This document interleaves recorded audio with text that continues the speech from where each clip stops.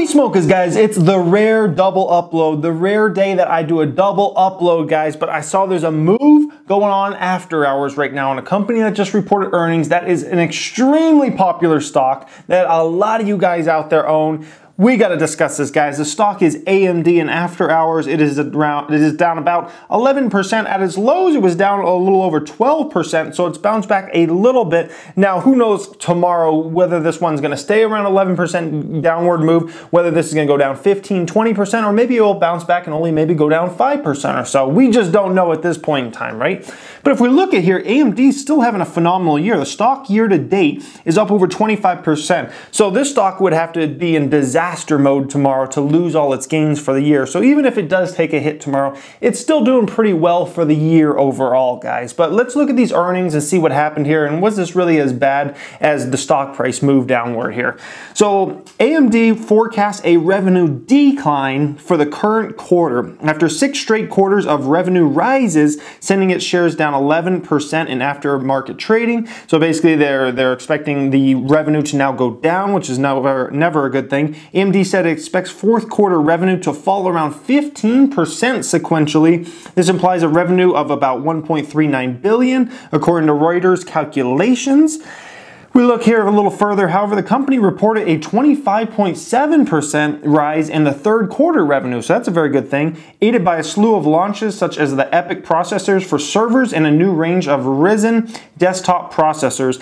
AMD said sales in its graphics and computing business, which makes processors for servers and gaming consoles, rose 73.5% to $819 million for the reported quarter. That's very impressive there.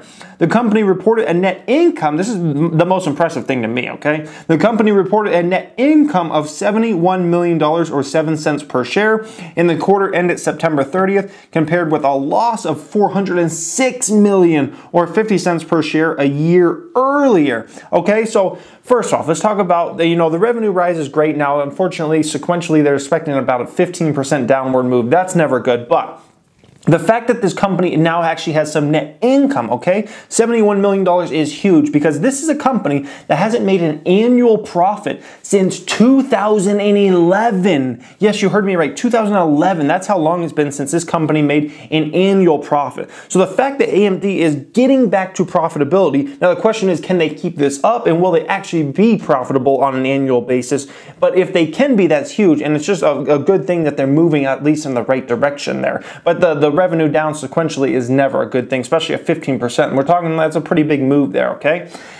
And look at this here, guys. I mentioned earlier this is a very popular stock. Yes, the proof is in the pudding here. AMD is one of the most popular stocks among young millennial investors. In the first half of 2017, it was the second most popular stock on the trading app Robinhood. Oh, Robinhood's giving out that info, guys. Robinhood's giving out your info there. Second most popular stock on the trading app Robinhood, which has proven popular among millennials.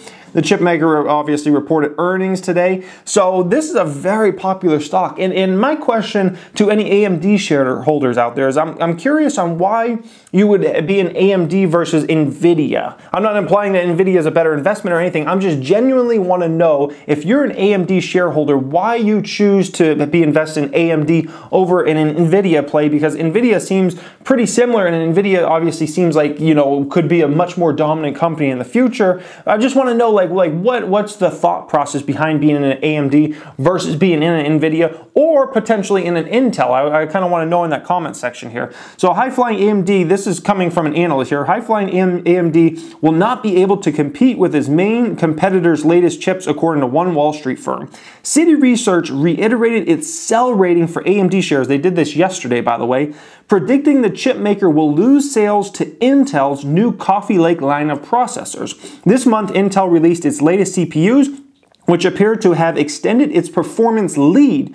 We see the competitive environment for AMD CPUs getting more difficult over time as the competition continues to introduce new processors. Analyst Christopher Danley wrote in a note to clients on Monday, despite new products, AMD is still losing money, and we see no change of that in sight. Then they go on here. The analyst said benchmark reports showed AMD Ryzen processors underperform Intel's new chips by around 20%. That's a pretty big number there, guys. So once again, I just want to know, AMD shareholders out there, like what are you thinking around this earnings? Do you just kind of brushing off? Do you think it's not a big deal? Do you think AMD is going to bounce back much stronger? What's your feeling as far as these benchmark results? I just want to know your guys' opinion on that out there, and why you'd be in an AMD versus Nvidia or something like that. So let me know in that comment section. Also, guys that aren't invested in AMD or anything like that, is this a stock you have been invested in the past? Would you potentially be invested in this? I would love to hear from you guys in that comment section. Thank you for watching, guys, and have a great day.